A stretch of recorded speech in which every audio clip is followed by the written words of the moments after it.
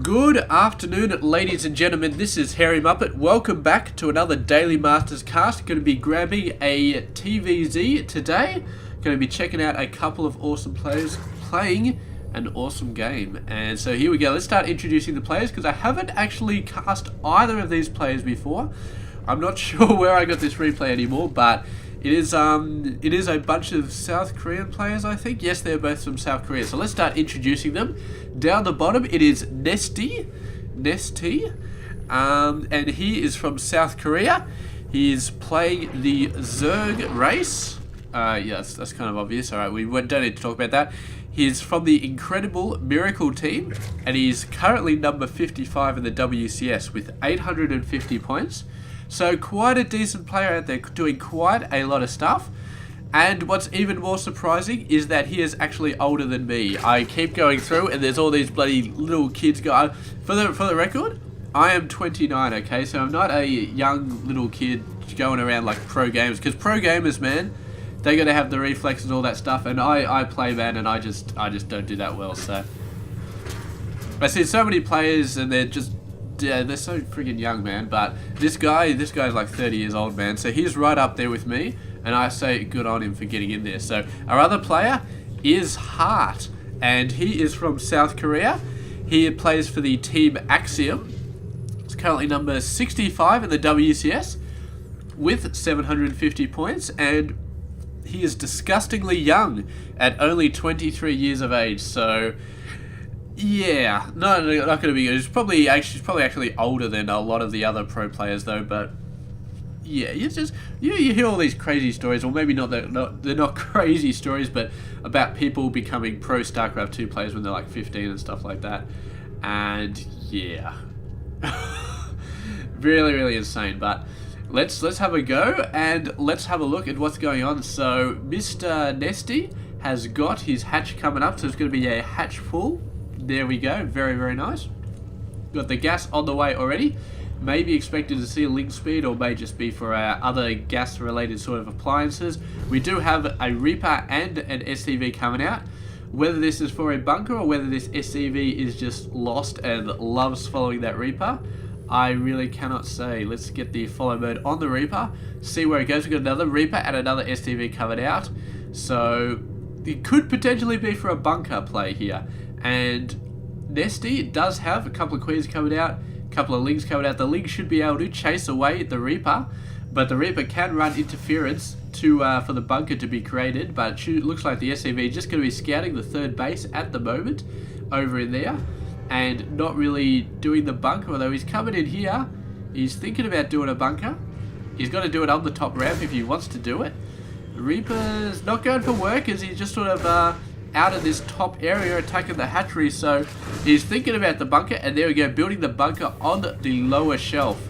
So not really going to be able to do all that much in terms of harassing the Zerg from the bunker down there, but he's going to stop him from taking a fast third, which I'm quite sure NesTea would have liked to do. I don't know if this is an overabundance of stuff just to stop the third base from being produced, because I mean, all you need is one Reaper sitting back here to stop the third base from being produced. But I don't know, man. I mean, Hart is going to keep him controlled, and there's actually going to be a safe haven for these Reapers coming in. But with double queens coming out and a whole bunch of links, NesTea is on the verge of being able to just completely own that bunker with the forces he's got. I mean, he's got link speed just about to come out. He's actually stopped mining gas. No, he's going back into the gas zone now. I thought he'd stop mining gas. But yeah, he got a couple of queens. He's got a whole bunch of links. He definitely could wipe out this bunker with what he's got now. He may lose a queen doing that if Axehart has some nice micro on the queens. But, oh, he's trying to get a little bit closer, trying to see if he can actually... hit it from the high ground here. I don't think so. He's way too far away, but would have been nice if he could do that. What has Hart actually got over here? Just a whole bunch of different buildings. He's got his expansion. Probably go for Banshees, actually. He's going for Banshees, a couple of Hellions. Here we go, pushing out right now, and the bunker going to be going down. I don't think the SQV can repair it because it's just too far away. The Ling's coming out, but running into a bunch of Hellions. So the bunker was destroyed, but the Hellions got to keep NesTea from actually wiping out that SCV. And the SCV just like, thanks guys, going to be healing up the Hellions a little bit. And finally, NesTea is going to be going for his third base. I'm sure he would have liked it quite a bit earlier, but better late than never. The SCV doing an instant scout over there to see whether the third base has gone up. He does scout it. No less than he would have expected, no more than he would have expected either. And yeah, it's going to be good. And Hart instantly going to be going for a third command center, so he wants to be on the same basis as the Zerg. He really, really wants to get that macro going. He's quite a bit behind at the moment, about 16. That's about normal for a Terran player against a Zerg player by this time. So NesTea, despite having a very late third base, has been getting a ton of stuff being built, including workers. Actually, that's basically what I'm talking about. Workers, just a whole lot of them being produced. And now he's sending out a bunch of Hellions. And, I mean, granted, he is going up against a lot of Lings. NesTea has not got Roach Tech. He's just got Ling Tech. So, Hart, this is actually a really nice play, whether or not he was expecting it to be this easy. But, yes, really nice play. Knocks back the Lings. The only problem is the Hellions are not that good at destroying buildings. So, he can knock out the Lings, but as for doing much else, I don't know. And the problem is, this is not completed yet, so there's no point in taking with a Banshee, because it can just be cancelled, but it is on the map now. It has been placed down. So a Banshee hitting this could potentially take it out, and NesTea, not really too much he can do about it, because he'd have to haul his queens all the way over there. And with that many Hellions on the ground, he could potentially start sniping queens with them, but there are a ton of Lings on the map, and NesTea going over for a Spire, so it is going to be a ton of mutiling, and he's continuing to push out a massive amount of workers. However, Axeheart with that command center, is he finished? It's just getting the orbital up now, but he's really been pushing out the workers nice and hard, up to 46. So almost caught up before NesTea did that another push. And Axeheart, man, what is he going for? There's your answer right there. Another couple of barracks going up. He's got level 1 weapons and armor. Yeah, so he's going for a massive amount of Triple M. You can see these Hellions, man, just not doing the stuff they need to do. So the Hellions are pretty much over with. The Banshee is probably over with. And now it's just going to be Triple M versus Mutiling. Probably with some Widowmine support, although I don't think we've seen any Widowmines on the field yet. But as soon as he realizes that there's Banelings on the field, if he hasn't realized already, almost certainly we're going to be seeing Widowmines coming out very soon. So yes, just going to be same old Triple M versus Mutiling. We've seen it a million times before, and to be honest, it's pretty awesome every time you see it, because it's really one of those things that actually tests the macro and the micro quite equally for both players. So it's a great play to see, and those Hellions, man, continuing to be a pain in the ass, but with Mutas out on the field, luckily he's got a nice core of Marines backing these Hellions up. And these Hellions might actually be useful, because they can provide a kind of shield for the Lings. The Lings actually cutting the Marines off, and now the Banelings get in there.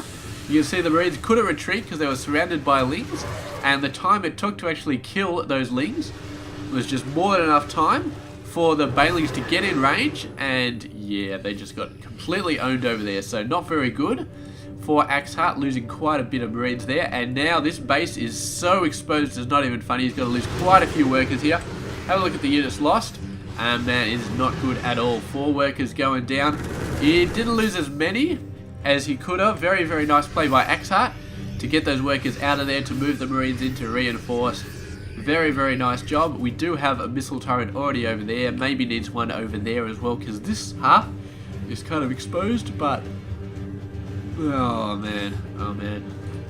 Yeah, so Mutiling doing very good. We've got Baneling speed on the way. We've got concussive shells for Axeheart, so thinking about getting some Marauders out as well. And actually his main Marine force not in the right position right there, and reinforcements getting slowly chewed up before the main force comes around to try and help it out. And here we go. There's some Widowmine production here. So these we've already got 4 Widowmines, building another 2. I thought for a sec he wasn't going for Widowmines, but no, he definitely has them.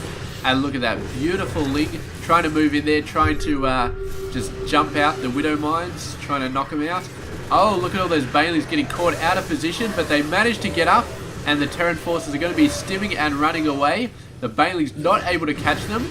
Baneling speed just is not there at the moment, and you saw from that engagement right now that without bailing speed, off creep, man, Axeheart just runs circles around those things. So it needs bailing speed. Ultimately, he will need creep and bailing speed, because even with bailing speed, if he's not on creep, then an extremely well microed Terran player can still avoid the bailings. But, oh, look at this. This missile turret is going to die almost instantly if they go for the Widow Mine. The Mineral Line, sorry. They sound the same, Widow Mine and Mineral Line, so you can sort of excuse me for saying that, but look at the Mutas doing such a great job, but Marines are chasing them around all over the place. And the meanwhile, forces coming in here, kind of getting owned quite a bit though. I think Bailings eventually took them out, but they did get a bit of damage going on.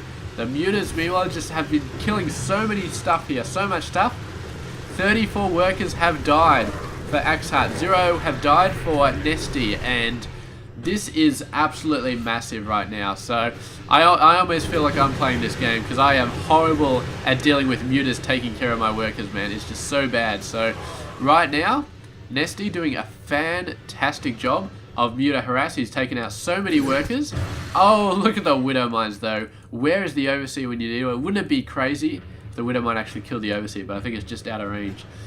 So yes, the economic gap so far has been widened out to massive dimensions, but we have seen that he's lost 37 workers there, and he's only 32 behind. So it says a lot for Axeheart being able to build a ton of workers, but then of course he just loses a lot of them as well. So yeah, so he's quite far behind, and all we have to do is look at the units total. I mean, there's about 30 difference in the workers, but the army size 122 versus 91. So with the Muta harass on all of those workers continuing to push forward, I think NesTea has bought himself the victory here.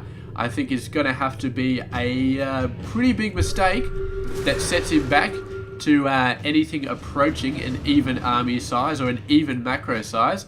Right now he just, yeah, I mean the Mutas are going in again, going to try and take out some stuff, but Axeheart has put a lot of effort into getting Widow Mines seeded all over the place, and yeah, I mean the Mutas are going to have a lot harder trouble trying to get in here. 2 more Widow Mines, taking care of these guys. He needs to start getting them back on the gas, I guess. Ooh, the Mutas, are they thinking about going in? We've actually got a double expansion here. The Marines getting trapped up against the rocks. Not good at all. The Mutas coming in. Like I said, we've got a double expansion for the Zerg, the 4th and the 5th. But the 5th just got taken out by Hart, just by this little drop group over there.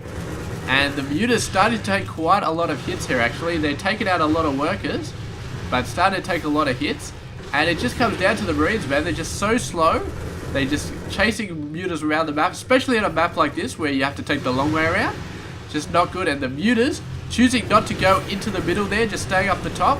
They're going to be moving around here. The Widow Mines. Oh man, this army is just looking absolutely ravaged. The drop coming down here, killing a few workers. I think they must have killed a few workers here. We do have 11 lost for NesTea, which is starting to be good. Oh, look at the intercept right there. Beautiful play by Axeheart. Beautiful. Did not kill that many Mutas, but he got a fair amount. And look at all the Lings, man, going for this drop. They want to know where that drop is. They want to take it out. So yeah, how many Mutas have we lost? 16. So somewhere in the middle of all this mayhem, Axeheart has managed to kill 16 Mutas. I gotta say that's a pretty decent effort, man, because Mutas, I mean, it's so easy to keep them alive for so long. You go in, you hit, you take some damage, you go out, the Mutas regen health so fast, it's not even funny. Look at them right here. NesTea, man, totally knew that was coming, totally got in the way, and it was a really, really great play. And now Axeheart is just like, screw this, I don't want to be on the defensive, I want to be on the attack. But this is why being on the attack is not such a good idea. Look at all the Bailings coming in. He's managed to engage them off the creep, which is great, but still there's just so many of them that he can stim and run, and he still just cannot attack them as fast as they are getting built, man. There's just so many of the damn things. They just completely overwhelm his army. So it's not that he can't stim and run, it's just he doesn't have the damage to actually wipe out this many Lings. Not as fast as they can chase him, man. It just doesn't work. So eventually he's going to get cornered, and the Bailings will take him out. Beautiful Widow Mine hits there, taking out a lot of Lings, a few Bailings, but that was actually a really nice play there from Axeheart. He knocked out so many of those Bailings before he got close to his army. He did take quite a bit of damage there. Don't get me wrong, he took quite a bit of damage, but look at him, right now he's about 18 ahead. Although NesTea is going to close that up so fast. Yeah, he's already up to 4 ahead now. So NesTea is just going to be building a crap ton of stuff right here. And the important thing for NesTea is he has not lost any mutas in that engagement. He's just lost a lot of links. He can afford to lose a lot of links. He cannot afford to lose a lot of mutas. And Hart, man, just going for it. Once again, he's got a smaller force. And NesTea has built up a massive force once again. And he's going for ultras by the looks of it. It's a great transition from the Lings and the Baileys into ultras because you've already got the upgrades for them. And man, ultras are just gonna do all sorts of bad things. Hart will need to transition straight into Marauders if he's got any hope of surviving the ultra. But I don't know, NesTea hasn't built up a ton of minerals. He hasn't got a massive mineral gap because he has been taking quite a lot of losses. So he's not going to be able to go for a ton of ultras straight away. He's going to be able to get like 2 or 3, maybe 4 by the time this ultra cavern comes out. But you got to remember he's also going to get the ultra armor as well. Now there we go, there's a ton of links. So obviously he's not saving up for ultras. He decided he needed the links based on this army size he saw there. He just didn't have enough. And Axe Hart, man, doing a really, really great job. Actually going for a 4th base here. I assume this isn't a planetary. It's got to be for an actual 4th base. But here we go, seeding some Widow Mines in here. But the Spine Crawlers are going to be doing a great job of distracting those Marines. And the Marines do not want to be distracted because if they're focusing on killing the Spine Crawlers, they're not going to automatically switch over to attacking the Bailings. So they'll be focused on hitting the Spine Crawlers. And that's bad because there's no way you can manually target that many Bailings coming in. You basically want to just have an A move attack on the Bailings.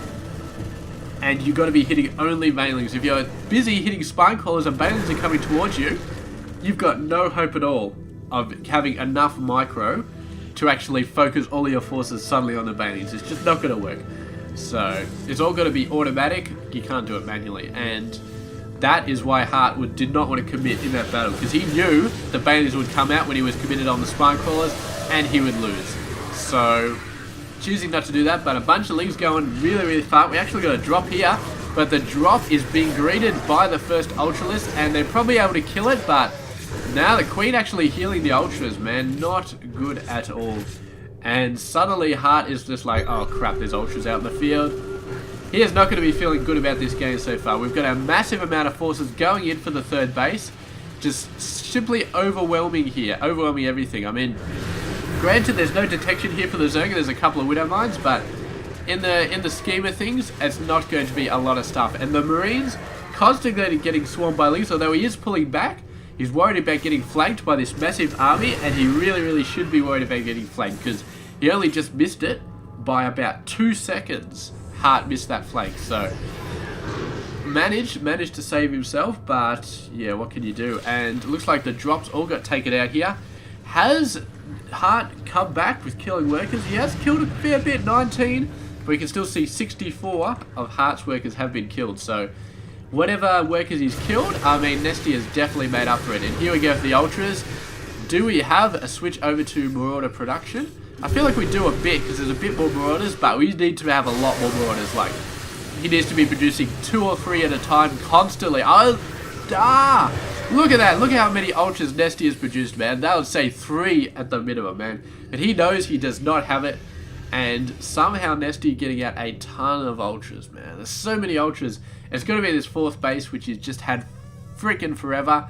Axe Hart tried to drop down here, tried to take it out, could not manage it, and that was what spawned all of those Ultras. So Axe Hart had no choice but to give up there. He did not have the mineral income to deal with that. If we have a look at the income, actually, it's down to 22, so just was not nearly enough to produce the Marauders necessarily to deal with his Ultras, and in the end he had to GG. So a bit unfortunate, but that's what happens sometimes when your opponent has to go all jerky and builds like 10 Ultras or something like that. Yeah, 11 Ultras, man. So nuts. Anyway, that's the end of this game. Thank you very much for watching, and stay tuned tomorrow where we will be casting another one. So yeah, stay tuned. This has been Harry Muppet. I hope you enjoyed this game.